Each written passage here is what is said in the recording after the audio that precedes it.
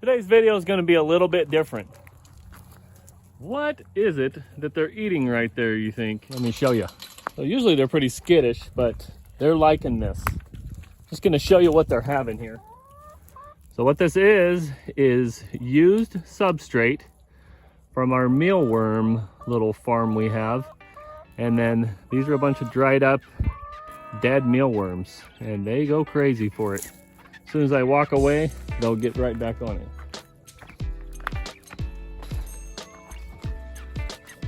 And there they are already.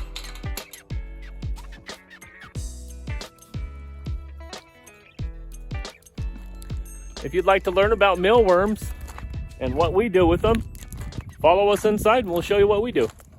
Hi, it's Blake again from Gathering Self-Sufficiency. Welcome. I've got worms. We've got some mealworms here.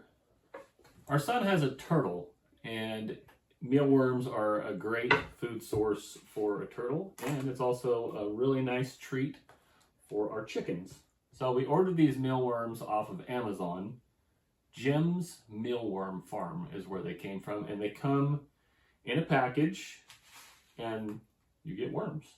So, mealworm care. The first thing that you want to do is set up some sort of a bin system. You want probably a clear container would be best, and they have to live in some sort of substrate. We use oatmeal. As far as moisture goes, these are carrots from last year that we didn't use, and we just left them in the garden. My wife harvested them, and this right here is a food source and also moisture. So why I have all of these different containers in front of me.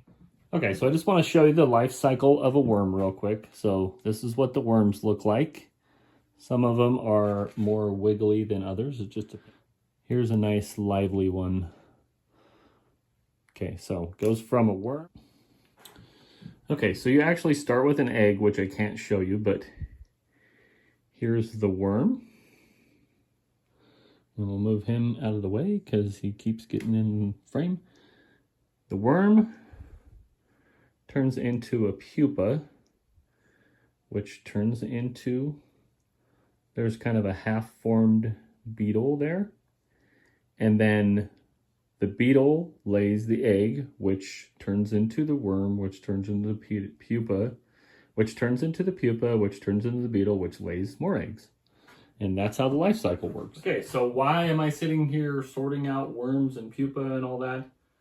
You kind of have to. So the easiest way to do it that we found, and it still sucks, take another carrot, celery, another type of fruit or vegetable that has moisture, put it in there, and then that actually kind of attracts them to the moisture to where you can sort them out. It doesn't work automatically or anything, but they reproduce rather quickly. It's kind of it's not exactly a self-sustaining thing, but I'm just reaching in here and kind of doing some sorting. If you have, or your kids have, a reptile or an amphibian that they're trying to feed, this is the better way to go rather than just buying more and more feed. You're kind of producing your own feed when you do this. And it is somewhat labor intensive, but not compared to other animals. You can do it right in your house. It doesn't take up a lot of space. And the good part about it is if you wanted to start a little side business, you could sell mealworms. Wouldn't take you very much to get started. Some worms, obviously. Some little bins. Oatmeal, carrots, celery, whatever. You can use kitchen, you can use scraps. You don't have to have like brand new carrots. You see this thing, I mean, it's it's not really edible anyways, but these little critters like it. You don't want to get too much moisture in your container because you will start to grow mold. Our son put a little bit too many carrots in here, and so we had a little bit of a mess going on, but pretty easy. You just, you got to go through, sort everything out, and clean it all, and then you don't do that again. There's a pupa. So for every pupa that you get out of here, that is the future of your worm farm, and that's good. You want to be finding each part of the life cycle in here. The one thing that you won't be able to find probably, unless you're really awesome, is the egg. The eggs are pretty small. And you're going to end up with some of this, and I'll show you, get a little closer. So you have some kind of old worm carcasses there. Those still have protein in them. You could still feed those to your chickens. They're just not going to wiggle around and be fun to catch or anything. Okay, that took a little bit, but we got everything sorted. This whole container is pupa, and I'll show you the one beetle we have. So that's great. That means the life cycle is definitely working in here.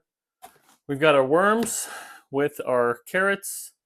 We're going to add more substrate. So we're going to go ahead and put another 3 cups of oatmeal in here.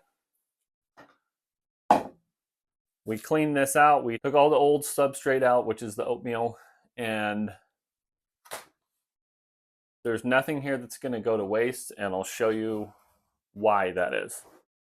Okay, here are the pupa, and you can see that beetle, and you can see that beetle right there. Only one beetle so far. We're just waiting for the pupa to get big enough. Then we have our worms in here with their substrate, oatmeal, and their carrots.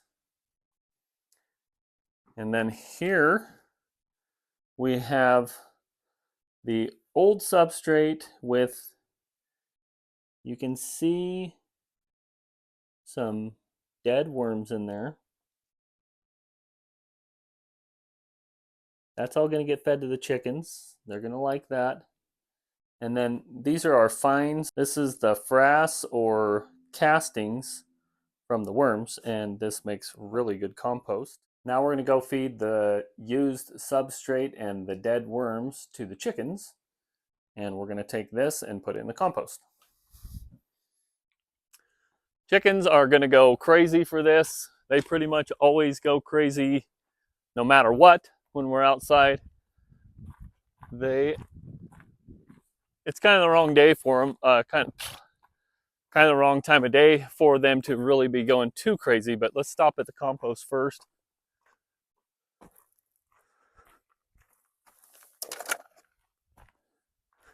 And we're just gonna throw that in there. We'll leave that behind for now. Well, it looks like the chickens are definitely curious. Hey girls. All right, let's take this into the chicken coop and see what they think.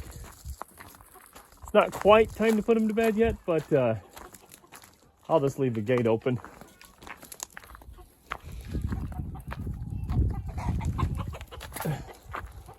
All right, let's watch what they do here.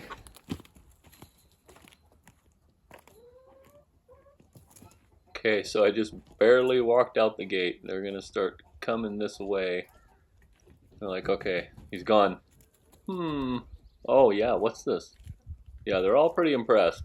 You can usually tell if they like something or not, because they will, if they don't like it, they'll walk away. But they like this stuff. This is what a chicken eats when it's free ranging. It's just, you don't get as much out of the soil as you do like right here. It's just being served right to them. So I ran inside and I got the egg basket and some kitchen scraps. So we're going to do a little comparison and see which they like better, kitchen scraps or these worms. Wow, they're really going to town on those. Let's see, we'll put it right beside her. Yeah, it looks like they're definitely liking both of them. I don't know. I would say they definitely like the worms better than just the normal old scraps. You got one over here doing its thing, and then like 5 or 6 eating the worms. Okay, let's go ahead and gather some eggs then. I don't know if you guys have seen our chicken coop, but here it is.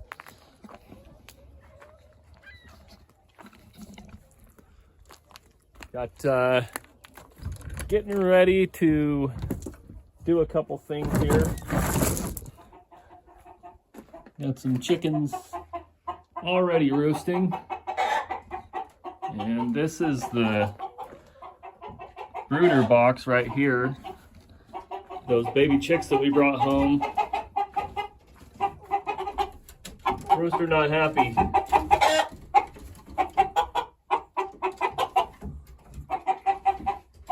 Anyways, there's the brooder box. And then our nesting boxes are right here. We access it from the outside of the chicken coop.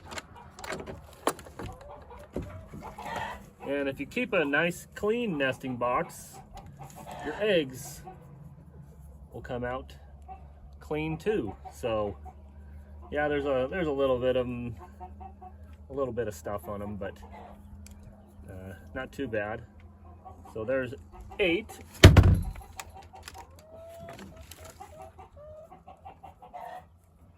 9, 10, 11, 12,